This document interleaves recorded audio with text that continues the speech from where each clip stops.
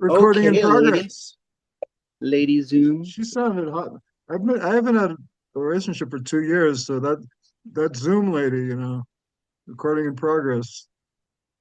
Well, I could go for transhuman. What about you? What do you think about transhumanism? transhumanism. Yeah. What do you mean by that? Like Well, a you've heard of trans? transsexual where people get their plumbing rearranged. I do know all about that. Yes. Okay, some people, okay, whatever. Some people want to be different genders, and they have operations and drugs, and they walk and talk the walk and talk. So, or they can't, and they go back. And there's actually people who've gone back. There's a British guy, a very wealthy British man, became a woman. He decided he didn't want to be a woman. He became a man again, and he has dates coming to his yacht all the time. So, but the transhuman is the next step, is where Neuralink, where Elon Musk comes Oh, over I your see what you're house and saying. All right. it doesn't operate. Have Elon come in with a scalpel and like plug you in, and basically your brain interfaces with AI, so it's like not just becoming a different gender, it's becoming a machine, a computer. I'm against it. Why? It's the first I've heard I of thought it. you were a liberal. Well, no. I'm a I'm a socialist. Okay, what does Sometimes that we mean? are considered liberal for a period of time when it suits, the needs of whatever, is the current.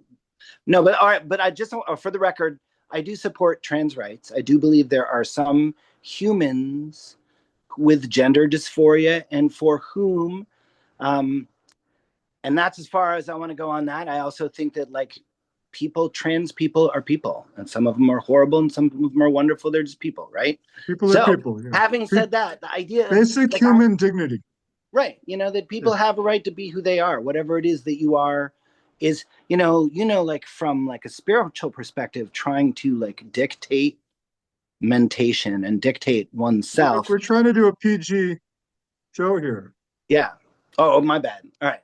I'm just saying, Language. that we don't have any choice but to be what we are. Yeah, You yeah. have to be Philip.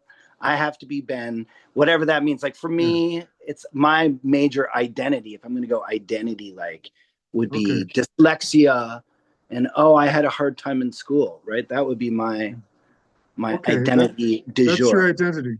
Now you Yeah. were severely dyslexic growing up. We were, Yeah. people should You know remember, you were there. we Yeah. were Yeah. friends in grade school together. We Yeah. were part of a band of four. We were like best buds. And Yes. And a band, a and literal you used band. to sign your letters NEB, NEB. Just, I did. So Well, what was because, it? yeah, no, I mean, What I was you so very self severely conscious dyslexic about, in a regular school? How did well, severely, I was Buckingham School, dyslexic. for instance, how did the Buckingham School help you with this? I mean, what This is a good was question. anything? All right. See, I would much rather talk about this than Okay. but at the same time, all right. So, um, I was dyslexic and I'm also have attention deficit disorder. So I'm what you call dual deficit. Having worked now in the field for a long time, I see how challenging that is for people. I would say that our president, no, I shouldn't say, I would say that like the magazine that I publish and our editor has written a piece about Trump in which he really shows that Trump is a classic dual deficit dyslexic, attention deficit disorder, highly Really? charismatic. Remember, I was very Huh. charismatic like Trump, right? Back in the day. Yeah, yeah. It was a good coping mechanism to try to hide You the were fact like a that I great couldn't do what actor. You everyone still else could do. are. Yeah. Yeah, no, I'm very funny. Yeah. So, yeah. So, it is to have that dual deficit makes it very difficult. But I should also point out for the listener that Philip and I went to a rather particular school at a particular time. I mean, in our class was Thomas Bach, whose father was the president of Harvard. Hmm. We went to school with some of the most intelligent and, influential people, Best when and the I stayed brightest. Yeah. back in first In the grade, People's Republic of Cambridge, Massachusetts. well, The no, best when and I the stayed brightest. back in first grade, right, Yeah. who replaced me in that grade was a guy named David Kissinger. Do you remember that kid? He Was he a might have been Kissinger? before your time. And his father was Henry Kissinger. I'm just saying, Did, we wait, were, he went to, no, my sister dated him at Concord Academy, yeah, no, David he was around. Kissinger. Yeah, no, He so was, he I guess, a skipped few into, years older. I stayed back in first grade. So I was in the Oh, grade that you eventually came into. okay. And he went ahead, right? So that was, I felt bad at the time, but now that I realized, oh, that was Henry Kissinger's son. Yeah, Yeah. he has good reason to be relatively advanced academically. So, but I'm Okay. dyslexic, all right? So that's the main idea. So, yeah, no, and I do want to talk about it. And Philip, I'm really grateful to you to give me this opportunity. Just to say one more thing on the trans thing, I'm a little bit heavy, but I identify as a thin person. So I'm trans Okay. slender. Trans, Translator. I'm funny, huh? All right. So are you willing to talk about this idea of learning I to want to read hear and about learning but differences or let's disabilities or the whatever I we want call to them? hear about, first of all, in grade Yeah. school up to sixth grade or even eighth grade, about how your teachers dealt with your dyslexia and what eventually really helped. I mean, where did you get your best care to, because you do very well in the world, you function very well. You're a professor at Yes. Landmark and another and Smith and Uh, editing and you know you function very well. I'm just wondering where it was that well, I really went to a helped very to good cope. prep school, or yeah. Well, at BB&N, it was definitely like I was a.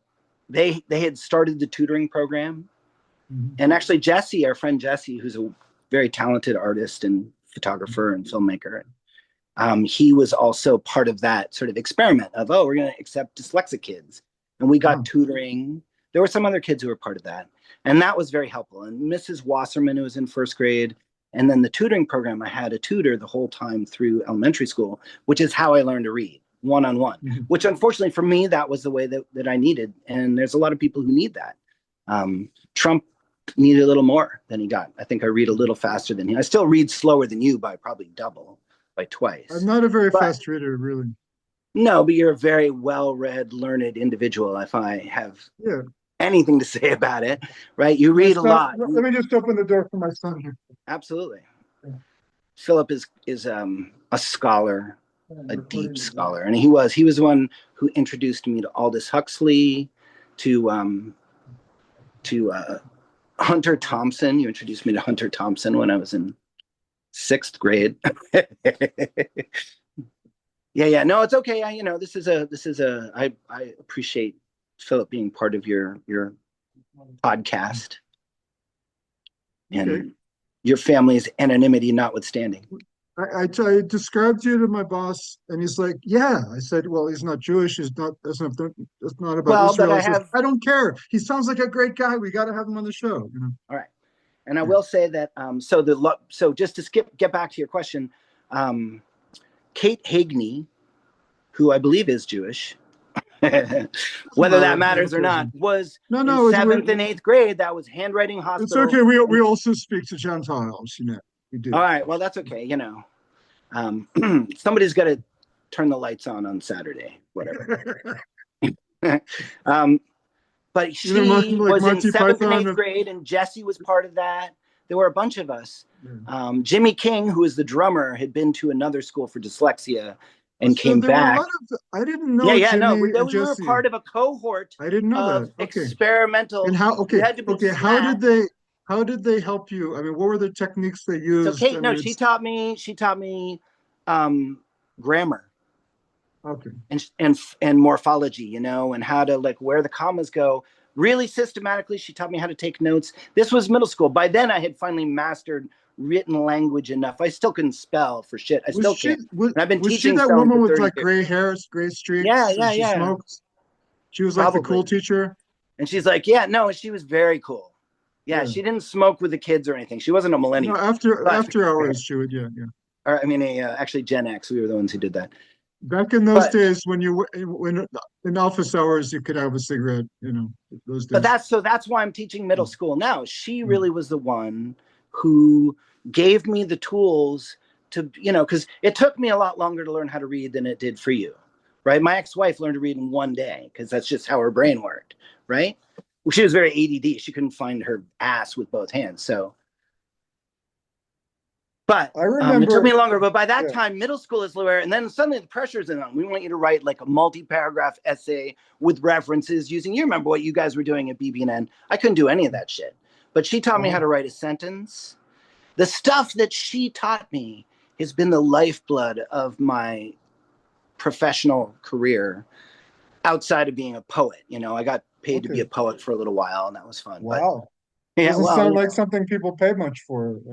well, no, it I was an mean, academic thing. You know, to actually get money for poetry is amazing. I mean, yeah, no, I remember the first time I got money for a poem. It was a check for $2.50. I'll send And you there's a little five. invoice that said Yeah. poem $2.50. And I'll so send I you just framed $5. it rather Yeah. than cash it. Yeah. I framed it. I have it somewhere in the basement. How many lines can I get for $5? Yeah, yeah. Well, you know, I'm a cheap Jew, so give me a break, you know. if it's all right, it depends on the 5 lines, right? If it's everything, no, so much depends upon a red wheelbarrow glazed in rainwater beside the white chickens.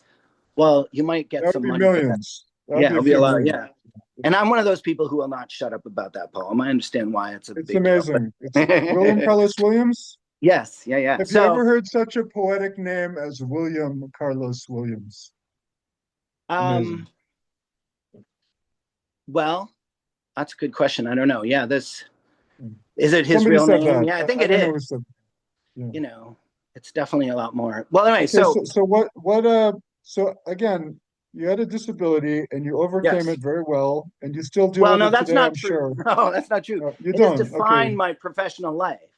All right. So when It's I a was fun, at okay. Landmark, right, I taught writing. I was good at helping people find their voice. And I knew how to teach grammar, punctuation, all that stuff that Kate Hagney taught me how to do. I Uh-huh. was really good at it. And my father was British. So he would always correct my grammar as a child. So I know how to speak I know the difference between a English, yeah. gerund and a participle because it was hammered into me. But Kate Hagney started that.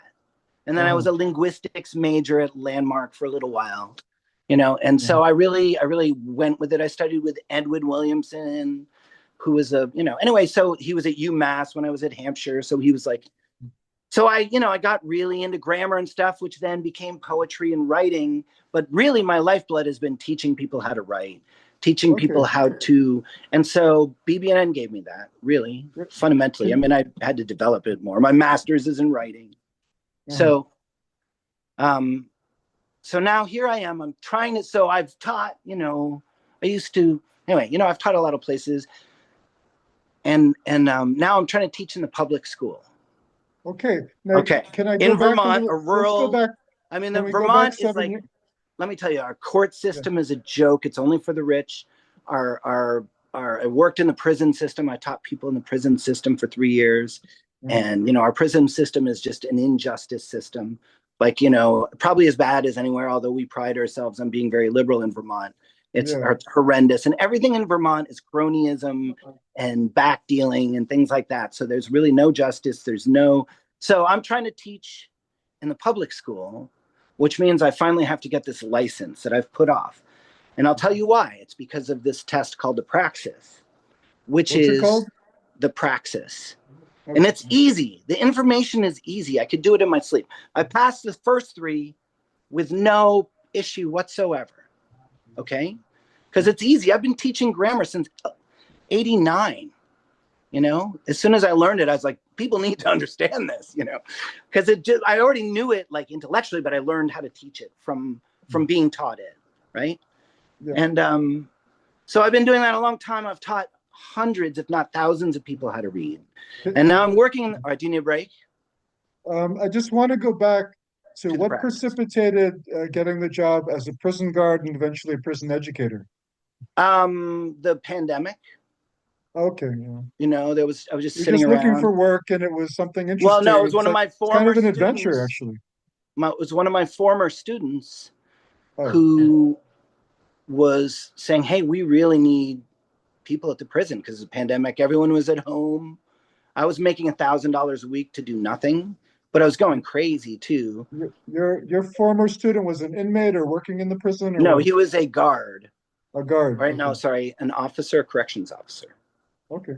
Guard, whatever. So, and he's like, "Hey, come work with us. Vermont needs you." And I was like, "Okay, something they need to do." So I went to the academy and I learned, God, Okay. Okay. it was horrible. I'm like Your 50. first week in prison as a prison guard, No, corrections, I was whatever. working at the Well, Waldorf school, right? We had Waldorf yeah. school. They had outdoor classroom.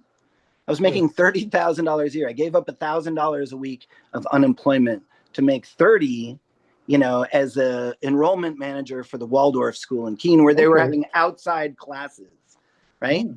So like we could meet, so I could go in person, and you wear a mask and the classes were outside through the rain and snow in Vermont. And it was cool. It was all these Amazing. people. It was really, or no, in New Hampshire. It was in Keene, Monadnock Waldorf Keene, school. yeah. So I went Next from to like where you live. taking the temperature. I was running the like little kid building because I was an administrator. So my main job was to take the little 5-year-olds' temperatures in the morning and to love them when they would Okay, show up. that's I'd be like, good. "Oh, Emilio, I'm so glad you're here. Can I take your temperature?" Teaching kids. And like I go from that to that was Friday morning. Saturday Yeah. morning, I showed up at the academy. Like, all right, I'm gonna try to do this. I thought I'd write a book about it or something like Theo, but no, that's not. I don't know. He's already. Yeah, our friend Theo Padnos, the famous journalist, He wrote a hostage book author, while he yeah, was doing the same thing. So I was like, all right, I'll try in that. I jail. was like, While he was I in was jail, not he the wrote the first book. person And from our group to like go down that path. okay, Anyway, I was like, just got what? something to do. They need me. My students saying, hey, we really need you. All right. I'm like, all right, I'll be of service. And next thing I know, it's like, the academy, I'm 50 something years old, like trying You to, had to learn. They gave learn you a how to gun, be. taught you how to shoot a gun. Well, no, my father and my brothers and my uncle taught me that. I'm American, Okay, so they I'm not, no, taught you my, how to use a bat, maybe a bat. I mean, what did they? Yeah, no, really, no, actually in did they Vermont, teach you because how to all the, speak all the to? guys who want to work How there about this? are, How about how to speak to inmates? no, yeah, no, actually all of the training was about how to be nice and How to how to be kind respect to the their inmates. civil rights, because the community of people who are drawn to be a corrections officer in Vermont, they know how to shoot guns, and they, they're not, they need to like, oh, they're humans. Okay. I mean, all right, to I me, didn't get the that prison part. system in Vermont right here, the prison system in Vermont is if you put the football team in charge of special ed. Okay. It's the fact. That's what it is. Anyway, so I did that for a year. And it almost killed me. It took 70 years off my life, I'm sure. It was Wow. so horrible. It was like, because you would have to work 16 hours and then take 8 hours off and then work 16 hours. So you're so sleep deprived, because Yeah. I drive, you have 8 hours to go Okay. home, get to Yeah. sleep, eat, have sex, Yeah. whatever, become a millionaire, whatever you're going to do and then you're back like in Yeah. this Right system. away. Yeah. I did that for a So, year, and they were so so short staffed, they needed people to do it. okay. Okay. So let's say there's a prison riot. How would the average guard respond? If you had, like, let's say your average guard, there's something bad. Somebody's mouthing off or getting All right, belligerent. How does the it's average guard react to that? 1033 fight, emergent situation. You just say that, and then all these big guys. That's when you're grateful for the football team. Let me tell you, you're a Okay. lot Yeah. safer in a prison as a prison officer, as a corrections Okay. officer, than I am currently in the public school. Seriously. Oh yeah, as an Whoa. employee, yeah. There's a lot more people get shot in schools than get killed in the Has prison. anybody been Yeah, shot in your school in the past year? no, but you haven't, America. In America in general, Yeah, yeah, it yeah, we have a happens. lot of Yeah. guns here, dude. Yeah, Yeah, land of the yeah, plentiful guns. yeah. So yeah, no, it's if I could have that in my We have job now, guns in because now I'm Israel too, working you with know. middle school kids, right? I'm working with sixth, seventh, eighth graders. If I could just be like 1033, and huge people would show up and be like, "What's going on?" Then I could teach a lot more easily. But I don't have that. I don't have that luxury anymore. Okay. Did you make any Yeah. friends with the inmates? Yes, unfortunately. No, because I did that for a year. Really, I wanted to teach there, right? And like, it'd Yeah. never been able to even get, because you have to have the license and everything. But during the pandemic, they were desperate, but the schooling was shut down. So I did the guard thing for a year, and then I was supposed to just do that until they got their numbers up, and then I was going to go in the education, and they kept putting it off and putting it in. So I ended up doing the guard thing for a year. And then I was teaching, and I had like a creative writing group. I was teaching people how to read. I was helping people earn high school credit. It was actually one of the most What's the story? productive. Yeah, Productive I mean, just in times. terms of actually helping people move to credential, because the students there they have nothing. They have nothing, and they're like, yeah, no, So could I you give me a dropped out of school story? in ninth grade because they took away the support systems that I had. How many? Because my son, when he was in fifth grade, he was diagnosed dyslexic, just like my whole family is. And the school system didn't want him to get services anymore. So they tried to reclassify him as mentally disturbed. And it was one particular person who does the testing who did that. And so many of the students I worked with in the prison had that same tester reclassify them as mentally disturbed. And it's because they were trying to reduce the number of people they had to serve in the school system. And so now they're in prison. So rather than spend an extra $4,000 on a student when they're, so they can learn to read, so they can get what they need, we're spending now $100,000 a year to incarcerate this person. This is how we do it in America, Anyway, so it's sick. It's sick. So there's a huge crisis in the prison system. A huge crisis. It's the worst place to. It's the worst place to be if you need help. It just and it's the only thing we're willing to pay for because we won't pay for anything else, right? So we'll pay somebody like me. I made over $100,000. I made more working as a guard that year than I did, requiring a high school diploma, and even that was negotiable. Then as the director of admissions at Landmark College, I made $80,000 a year. It was a better lifestyle. I got to travel all over the world and stuff. Whereas there, I made 100 and something just working double shifts and without extremely hard work. Extremely hard and burned out. It's easy to burn out on it, I guess. Incredibly boring. But incredibly stressful. I just remember as a kid in Concord, Massachusetts, seeing some prison guards at a Dunkin' Donuts or something like that. And I'm like wide-eyed, wow, prison guard. I said, so what's it like being a prison guard? I'm a little kid, 16-year-old or whatever. And they look at me and say, sucks shit, man. Sucks. Yeah, it sucks shit. I agree with that. The whole thing. But what I want to hear about. Just all right, so we had computers that those people in Vermont bought for the inmates. Yeah. So that they could learn, to be resuscitated and come back. Because it's, the statistics show that learning a trade and getting an academic credential, those two things individually and together are the best predictors of preventing recidivism, right? Mm-hmm. So education is a good thing. And I really did teach for 2.5 years or whatever. And we had computers the whole time that were paid for, and they were never allowed to use them because the security couldn't trust them. So it's thousands and thousands of dollars being provided that would have given them the opportunity, so I was never allowed to teach them anything stuff like that. It's just, we have such a narrow view. We'll spend millions to do overtime for all these ICE guys. So we have 15 guys to try to arrest one person who's just trying to get to her job at Safeway or whatever, but we won't spend an extra, $5,000 to help someone learn how to read. Mm-hmm. Ben, and if you don't know how to read, you are 70% likely to go to prison. It's the one thing. It's, they talk about the school to prison pipeline for people with dyslexia or dual deficit, like me and the president, the moron in chief. And he's not a moron. He's a gifted orator of conveying human reality to large groups of people. When I worked for Landmark, I did that same thing, right? Mm-hmm. I'm a terrible student. I read terribly. But I'm good at doing that. It's something that we all have strengths, right? Anyway, I'm just tying it all in. I know. I see the whole world through this lens of neurodiversity, that we're at this transition from a paradigm of individuals with technology where we spend all this money to gatekeep whether people are allowed to get what they need, right? We spend more money gatekeeping and preventing people from learning to read than we do on teaching them to read. And we're cool with that. And that's the paradigm we're in right now, from the paradigm of individuals. The term uses neurodiversity. Right, to neurodiversity. Simply, for like somebody who doesn't know, a layman, a simple guy like me, what is neurodiversity, and what does that have to do with your whole thing? All right, neurodiversity is like when you are born, you may be from a family that is tall. You may be from a family that is short. It doesn't mean one is better than the other. We design everything in our society for people who are 6 foot or under a little bit, right?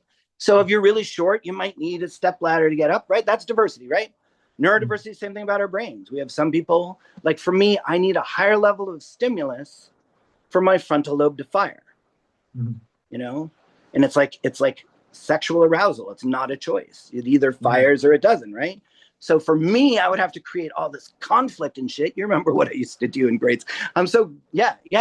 And, and just to get my brain to like, when we're like this, you always see hyperactive people are like tapping our foot and stuff. That's not because we have too much energy. It's because we're bored. We're trying to keep ourselves awake. It's like, holy shit, this is so boring. I can't believe I have to listen to this. How am I going to stay awake, right? I'm trying to activate that frontal lobe. Remember Howie Verona? I do. He And hated me. Remember Natalie Sleeth music? I do. Oh my God. Okay, so we're in fifth No, I grade. mean, I learned We're so in the much from that guy. I chorus. still play recorder. He's a great guy, whatever. But yeah. But he hated me. But he was obnoxious, but he was a great guy. Whatever, who cares? Yeah. But we're singing this song by Natalie Sleeth, the great children's choral composer. Very popular at one point, I guess. And the words were the climax of the song was snowy fingers, snowy fingers. I do remember that. Fingers, icing up our snowy fingers, icing up my nose. I remember making went huge scenes. ballistic. You were like, "Oh, this is disgusting. This is horrible. I don't want to sing about fingers." It was like Eric Cartman. I mean, not Eric Cartman, but like you did. I was because it was like, oh, this is something that I can engage in. It's like, this is horrible. This is bad. This is just bad production. Well, we should not do this in front of the parents. The next day, it was like, the very next day, Verona's like, there's something called an image or a euphemism, whatever. He's like, no, it's called a figure of speech. Figure of speech. Yeah. It doesn't mean you actually insert the finger in the nose. It means that our nose is getting ice on it. And I'm like, hey, why do gorillas have big nostrils? Because they have big fingers, dude. Yes, this is terrible. But all right, in my defense, Philip, that is bad production. Okay. If we had just done the Messiah, dude, they would have lined up and written checks like, you guys are doing such amazing work with our children.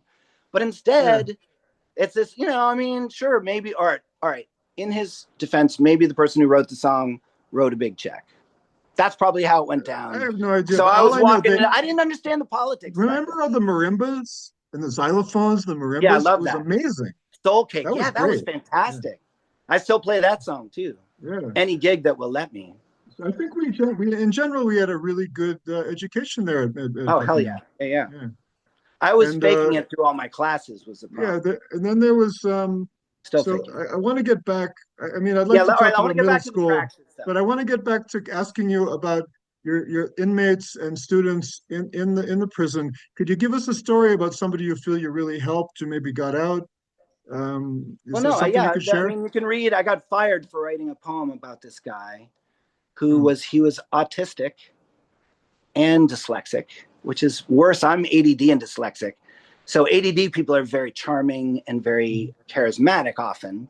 Not all of them, but the hyperactive ones can be, right? So whereas when you're autistic and dyslexic, you can't read and you can't explain yourself to people because you don't pick up social cues. And he wasn't super bright, but he got in trouble in grade school and was sent to live on a farm in Vermont, never got education, never learned to read. And he worked, and then he got in trouble doing something creepy with one of his nieces. And I'm not apologizing for that. It was wrong. And and he went to prison. And while he was in prison, he learned to read. Through the pandemic, he kept at it. When everything else was shut down, he would work with his teacher over the phone. And he would, and he just was determined, like, I'm going to do this. No one ever let me do this before. He was given like an 11-month plea bargain. Just plead guilty, do 11 months, and you can get out and never do it again. You'll be fine. But the minute they moved in, they gave him this questionnaire, which he didn't understand. And so they immediately jacked his sentence to 7 years. Just because he didn't pass a test? Yes. This is Vermont. Sick. That's no, sick. I know it's not cool. But so he's like, okay, I'm here for 7 years now. All right. So he learned to read. When I was working with him, he was trying to learn how to graduate from high school. I started with him as a freshman in high school, where he's still working on reading. He was still working with a wonderful teacher on reading, and I started teaching him how to write. I taught him how to spell sentences, where all the Kate Hagney stuff I was talking about. And and he really found his voice because the guy put in the work. And the thing that he did is he wrote letters every day he just wrote letters. And so because he was always writing, he wanted to learn. This is like me too. I didn't want to learn to read because I was really interested in scholarship and understanding the great mysteries. I wanted to be able to express myself. And he caught that. And so he graduated from high school. Long story short, he was taking his first college class. He was taking college classes for the first time in his life. And he had always been a person who couldn't get out of grade school, right? And he This is died when of he's out of jail gangrene. already. No, he's still in jail. Still in jail, but Passed taking his his college. minimum. He was They made taking it. a He's college passed his class in minimum. jail. He'd gone in on a plea deal. He's passed his minimum because they didn't like the way he was. They wouldn't let him do programming because of his learning disabilities. Most of the people, 25% of the population in prison is ADHD. That's a 5% of the population in general. Mm-hmm. But 60% of the population in this prison have some kind of learning disability. This is what we do after special education. That's the only thing we're doing is people who are too fucked up to live in the world. And most of it is people that we just abandoned in school. Anyway, long story short, he died of gangrene during his first because they wouldn't let him get the medical care he needed. He died in prison of gangrene. What's that? He died in prison of gangrene. Yeah, he needed intravenous antibiotics and they wouldn't let him out. His brother had insurance. His brother is fairly successful down in Massachusetts, said, come let him live with me just long enough to get healthy and then he can go back. He's 54 years old. He's working in the coffee shop. He's taking college classes. He works everywhere. He's in the honor dorm because, he's trusted. They would give him keys to go anywhere because he was just super trustworthy, working really hard, and they let him die because he was a sex offender. So, Ben, this is, okay, we hear and I wrote about it, and I just read it to my fucking class. I didn't even publish it. And they fired me. They just heard about it from me reading it to my creative writing group. Could you send me that poem? Yeah, no, I sent it. That's the one that I sent. Yeah, the poem and the thing. It's all on the magazine. It's on. Okay.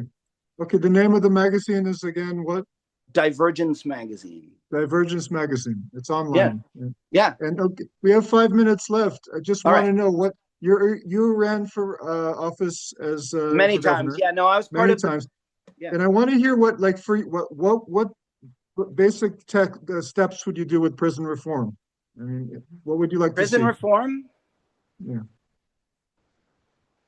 Well, it's education reform. It's the shift in paradigm from superior people whose brains work properly and inferior people who are divergent, right?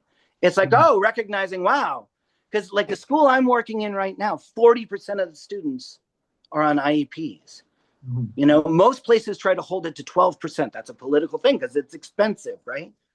40% of our students, and that's just the population we have. And I'll tell you, what are IEPs? That's drugs or medication? No, individual education plan. Individual education plan. So expensive. To get an IEP requires thousands and thousands of dollars worth of meetings, of gatekeeping before, just because, and here's the deal, right? It used to be that maybe 10% of the population was dyslexic or had ADHD, right? So it was like, these are special kids and you have to prove that you deserve it to get it, right? Like Jimmy King and I had to prove that we were it. And then we got money from the state. Like, so BB&N got money from the state for the tutoring and stuff, right? But now, those are the people having children. We are the ones, like me and my wife, we're both, divergent in our own ways. And we had 2 kids. Neurotypical people, as we call them, are not. Because it's like, wow, it's so expensive. The world is so fucked up. Why would we do this, right? So you need smart. Prison. So prison needs to be a more of a therapeutic community. No, not at all. We need to teach people how to read in school so they're not at the mercy of society. We need to stop damaging our workforce. We are damaging our workforce. When it was only 10% of the population, whatever, fuck them. They can do heroin. Somebody has to keep the mob busy, right? But now it's climbing. We're at least 30% of the population. I don't know. I know it's in Israel too. Illiterate. I have one of our artists, Ellen Lapidus Stern, lives in Jerusalem. Is one of your neighbors. It's all over the world. It's in this. It doesn't matter where you are. There's diversity. It's like eye color, neurological diversity, and we're using prison to treat a symptom of a larger thing. In terms of prison itself, What would you do? well, first of all, we have to fix our court system. We have to create other places for people like Gary did not belong in prison. He was doing everything. If he had an alternative placement where he could work and make a living, he would have been really productive. He would have been fine with some kind of supervised. He would have been a lot less expensive and more productive to let him be part of the workforce and provide him some kind of systems of any fucking thing, you know, other than a homeless shelter. Or, you know, we, like one of the kids I was working with, 29 years old, never learned how to read, very, what's the word? Like not cerebral palsy, but similar, very difficult time verbally, you know, very like a lot of like tension in the body, moved funny, talked funny, but otherwise fairly intelligent, but dyslexic. And we were working on reading. He was really very true-hearted guy. They wouldn't let him have programming. I mean, he did all the programming, but they didn't give him any help to get out. So they made him work his whole sentence till the very last minute. And they dropped him at the bottom of the fucking driveway in the middle of winter saying, fuck you. You know? And it's like that, you know, we got to reform the attitude that we have about people who are different than us. You know, it's not prisons aren't going to change as long as there's guys who are, I'm better than you because I have a uniform. And all the fucking guards are divergent too. None of them can spell. None of them can read. That's why they're fucking guards. But they were on the football team instead of being druggies, right? It's as simple as that. And now the football teams are in charge of the druggies. And it's like, no, fuck you. We need the druggies. We need the theater weirdos. And we need the football team. And we need all of them to know how to fucking read. And we need all of them to participate. You know, we don't have enough people to do the jobs in Vermont. We're hiring prison guards from Africa. Seriously, literally. Because we don't. Meanwhile, we're like, oh, we gotta stop these people coming and taking our jobs. We don't have any fucking people to do the jobs. The only people who have been children are the divergent people. And so we have 40% of our students in special education. If you're 60%, you are not normal and they are fucked up. You're just, we're a slight majority. That's my last less than a minute. Less than a minute. I think that's enough. I would love to do a whole thing just about the praxis. I'd want to talk more about it. All right, but not today. You know, I think all told, what we need, you need a bigger budget allocated to somebody and under. Well, that's true. Assimilating things that you're talking about. Well, and we are spending too much money on, you know, ICE and credit, you know, Patriot missiles and incarceration. Like I made a lot more money doing something that barely requires a high school diploma than I did like organizing enrollment for the first college for people learning disabilities in the world. So that's the problem. You know, we are allocating as a society. We're not willing to invest in things that are useful. But I love you, Philip. I'm grateful to be allowed. I love you too, brother. Let's do this again. Let's do this again maybe later in the week. Yeah, let's talk